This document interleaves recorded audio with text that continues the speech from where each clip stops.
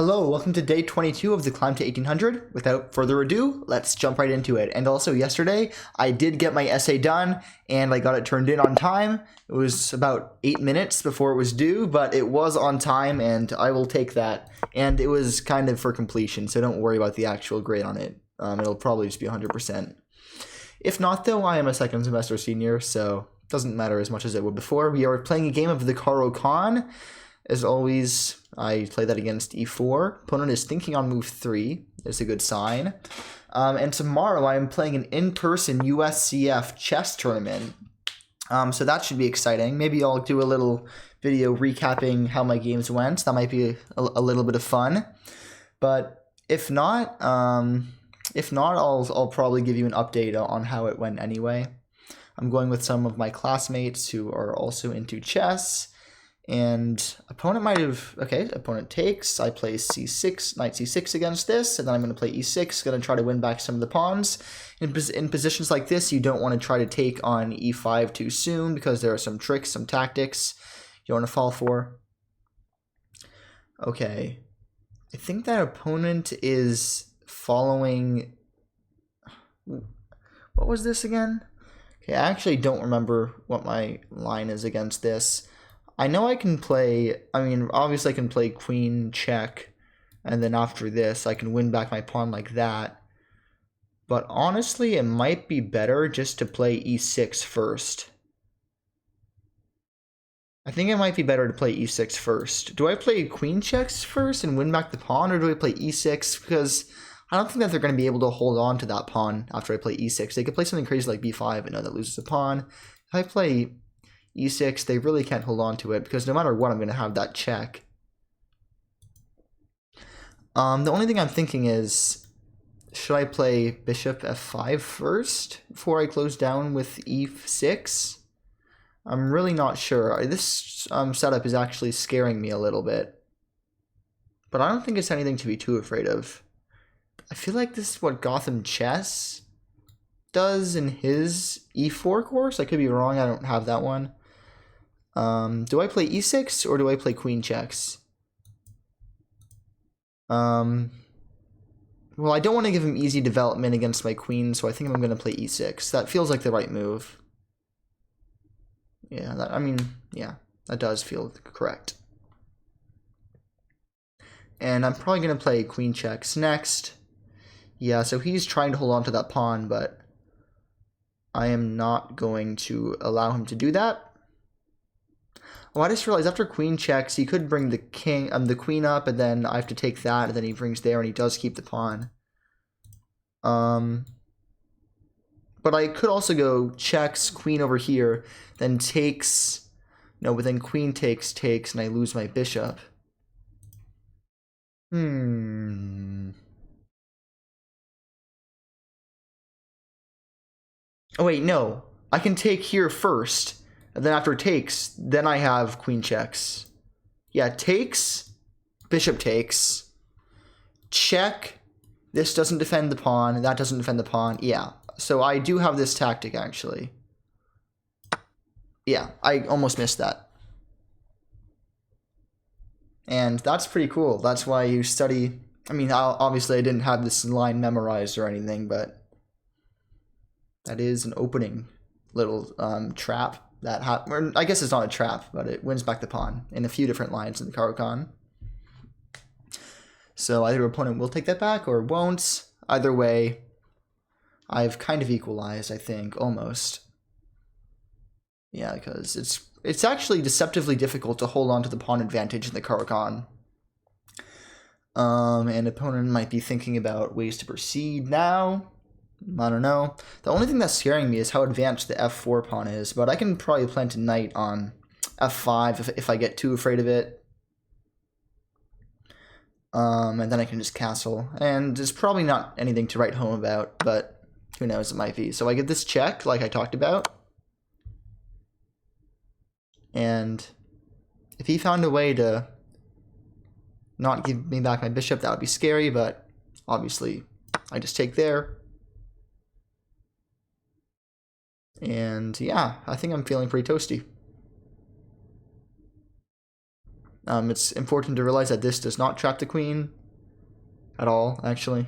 And funnily enough, I'm actually threatening to give him a check already. I'm not sure if that would be good here, but looks kind of funny. That would probably be a pretty weird game. Oh, do you know what I'm actually also threatening? I think I'm threatening takes. Oh no, because no. I'm threatening knight takes, because then if pawn takes, oh no, I'm not, because then I could check and win back the pawn, but that would just win back a pawn, not a piece. So I take it back. Okay, I'm gonna bring my knight in, just developing. Again, my queen is not trapped. If this happens, I have a bunch of moves. Most notably, a check, 2 checks, forcing his knight back. My C8 bishop is a little bit dead, but hopefully that won't be the case for too long. Now I'm a little bit afraid of G4, but I don't think I should be too afraid, because that looks like it would be an overcommitment. And then he would have to probably castle long, and who knows how that would go for him. In fact, if he castles long, I can probably throw my pawns at him too, so that could be actually pretty fun. And at the end of the day, what is chess if it's not about fun? That being said, I would be uncomfortable with G4 right now. I'd probably have to play knight C6 to put pressure on this pawn. Then maybe he plays this to keep it. And then I don't know. The resulting stuff seems a little bit too thinking intensive for my liking, but opponent might opt for it. I'm also very tired right now. I don't know what's going on. Yeah. In fact, I might play knight G6 next move just to stop him from playing G4. Oh, and it looks like he is going to castle long after all, because that's the only reason he'd ever make that move.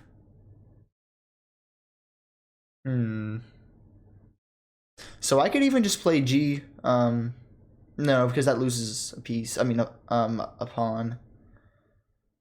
I could play knight here, threatening this pawn if he were to castle, but then he can just kick it out. I don't really gain anything. Okay. I'm just trying to think how I can get my bishop active in this. How can I do that?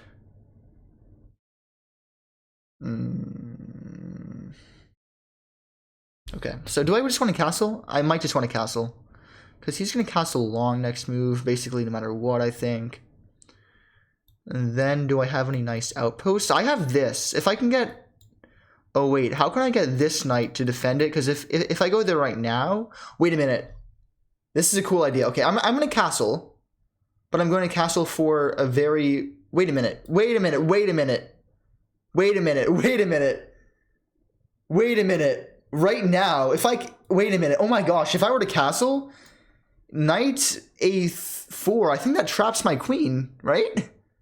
Oh no, because I can trade queens.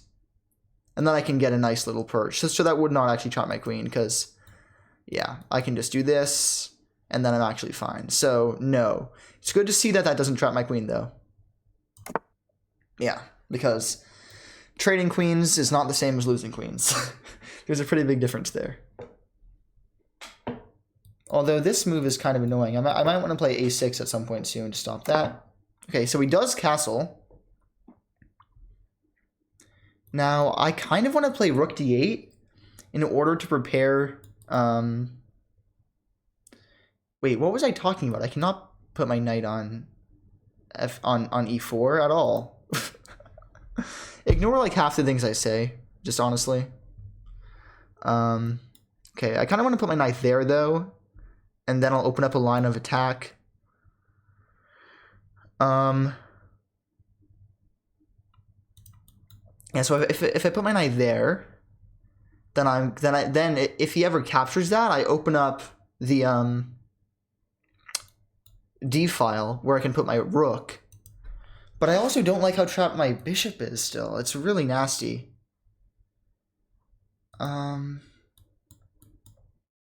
Yeah, I like going knight a5 to c4 because it looks like it's living a lot more there, and I can bring my other knight in through c6. I can also I can also go knight f5 here, but he's probably just going to play g4 if I do that.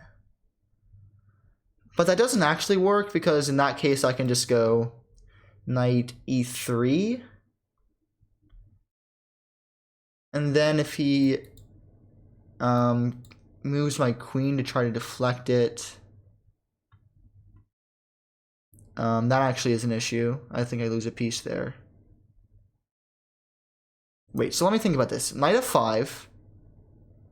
I don't know, some random move. I'm just gonna pretend that he makes a move, something random, something. Oh no, knight f5, g4, knight e3, knight a4. Yeah, that's an issue.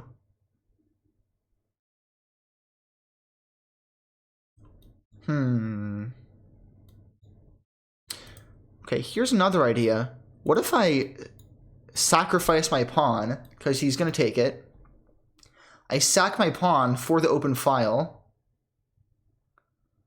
No, now I'm getting too fancy, but I actually really do want to start pushing pawns. So I think I am going to push this. Or should I play a6, b5, and try to plant a knight there? I think that's actually the strongest move, probably.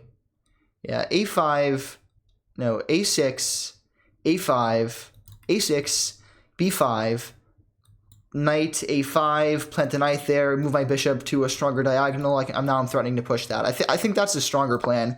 I also never wanted him to be able to plant his knight there. So I think that actually is a lot better, probably. Yeah, I like that better. Okay, so he does play that knight move. He can, so now I have two options. Obviously, I'm not going to lose my queen, so I can either queen trade, or I can drop back all the way to a6, but I really don't like the look on a6. So I'm thinking I'm going to drop my queen over here for the sole reason that if he does take me, that actually helps my plan of planting my knight on a stronger square. So yeah, that is what I'm going to do. So if he takes my queen now, I'm fine with that. Okay, so he does trade. Okay, so he's just going to try to kick me out instantly. Where do I want to go? I mean, I said I was going to go here, but I don't really like the look of... Actually, I'm fine with that, because then I can strengthen... Yeah, I'm going to go over here. Now, if he wants to take me, that's just going to help me, I think. Okay. Well, that's pretty annoying. But my bishop was dead this entire time anyway, so I'm actually totally fine if he captures my bishop.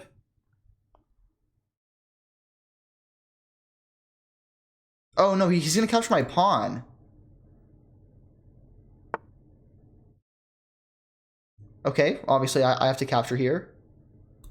Right? Do I have anything better? No, I have to capture. And now I can kind of trap his rook. I mean, obviously it's not trapped, but... I could also go knight here. I just have to move my knight somewhere. But where do I want to put it is the question. I kind of like going here because then that kind of restricts his rook a lot. He kind of loses it for a little bit of time. And I think that is what I'm going to do. But I have to consider all the possibilities first. I could also go rook c6. I mean knight c6. That threatens this pawn, but he can just push and then he's safe. And then my knight's kind of dead for a while, so yeah, this is probably the better move. Then I can play b5, and I feel like I'm doing well in that scenario. I'm also threatening to take right now, too. So we can't be absent-minded. Oh wait, I'm forking pawns. Wow, I wish I would have noticed that, but I didn't notice that. Now, which pawn to take? It's a good question. I think I like taking this one more. Simply because it looks like he's building up an attack, but at the same time, if I take this one, then I'm also threatening to take here, and then his king is just so out in the open. Because if he just pushes that, I don't feel like he has anything. No, I like taking this one a lot more because I'm going to freeze this one anyway, so I can kind of always attack it. And I feel like, I mean, since I'll have the pawn majority on this side, and I'll have an isolated pawn to attack. So that's almost definitely the right one to take. If I'm going to take a pawn, I want to inflict maximum strategic pain. Oh. What? Opponent resigns? That was not in my list of what I thought was about to happen. I mean, he's down like one pawn. Jeez, I don't know why he'd resign that, but okay.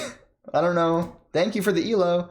Okay, you're going to be happy now because I made a game review layout. So now we can all look at the game review that I saw together. That's here together. So 79.6 versus 73.3. Let's see, estimated 1600 versus 1400. So I did play a little bit better than my opponent, but I feel like I also missed a few opportunities. So let's see what I did wrong. Okay, all this is just typical Caro. Yeah, e6 was the best move here. Makes sense. Oh, okay. Taking there was a big mistake. Wait, that loses a bishop, but I thought that I won the bishop back either way. How could he could have saved his bishop? How could he have saved his bishop? Oh, wow, I'm so stupid. Oh, wow. I cannot believe that I didn't see that. I'm so glad that he missed that. Okay. So here I probably had to go queen checks or something, right? Wow, I totally missed before, but apparently my opponent did too, so I guess that's okay. Wait, wow. Okay, let's go to the Explorer, see what popular moves are. Bishop. Okay, the most popular move here is d4. Whoa. There's also knight h6. Oh, okay. Now I actually remember now. I do. Okay, so I do have a course on the on the Caro-Kann, and I forgot, but I just remembered that knight h6 is actually the move in the course. Okay, yeah, I need to remember that. It's to jump in the center, take advantage of the light squared weaknesses, and attack the bishop. Okay, I forgot that was the move in the course. But now I obviously remember. I blundered a bishop, but opponent missed it. So I got very lucky there. Okay, I should have given the check here I was talking about. If I give this check, then, I mean, he can do a bunch of things, but it looks like, I don't know, bishop e2, and then I take on... Oh, I missed that I won this pawn after that. Okay, so I saw this check in the game, but what I missed was after he blocks for something, I don't have to recapture. It's not checkers, as Gotham Chess likes to say. I could have just taken on f4 instead. Okay, but game continues. a6 was an inaccuracy. I should have played bishop d7, brought my bishop to life a little bit. I guess that makes sense. My bishop was pretty much dead the entire game. I missed a better way to bring my queen to safety. I'm not going to look at what the best move is. What should I have done? Let's see. The only moves that don't lose a queen are here, here, and here. So it's got to be one of those, because every other move loses a queen. So, I mean, I don't think that it wants me to go back here, so it's got to be here, right? No, it wants me to go all the way back to... Whoa. I'm actually surprised it wanted me to go all the way back to a7. It looks like my queen is so passive there. Okay, well. Color me surprised. I should not have gone to c4. Jesus, I made a lot of mistakes. I should have gone back. Okay, wow. Wait, he missed an opportunity to win a... Yeah, he should have just taken on c4 there. Like, just straight up. Oh. Wait, why wouldn't he just take it instantly? Whoa, wait, why can he do that? Oh, because I win a pawn back with the fork, so I guess that first he has to bring his king up so that... Wait, let's see what the continuation is. Oh, it's so that he protects one of the pawns. So it wouldn't be a fork, I guess. Okay, I'm very confused now. But it looks like I made quite a few mistakes here. And then I'm fine. Going to d5 was good, and I took the correct pawn. Let's see how much better taking this one was than taking the other one. So I took on f4. That's -1 for black. Taking on b4 would have been -0.9. So they're basically equal, but I still like taking here better because it leaves an isolated pawn on the e file. So because it's late and I have a chess tournament tomorrow, I think I'm going to call it for tonight. I am sorry that the game was kind of boring, but sometimes that's just how they go. And even though I'm playing a tournament tomorrow, I think it's from 10 all the way to like 5 o'clock. Even though that is happening, I will still post, of course. And one interesting thing, though, is that it uses the USCF rating system. And I'm unranked, but I've played one tournament before in the USCF rating. It's like each person has 2 hours. It's crazy long games, classical, of course. And I'm unranked, but it said somewhere, I don't remember where it said it, that my like speculative rating or like my, I forgot the word it used, but like the rating it was like guessing I was like 500 because I lost every single game I played, but I was playing like 1600s. And remember, USCF 1600 is like 1800 chess.com. And this was back when I was like 11 or 1200 chess.com, way before I started these videos. So that's kind of funny. But anyway, that is all to say. Thank you for watching, and I will see you tomorrow. Bye-bye.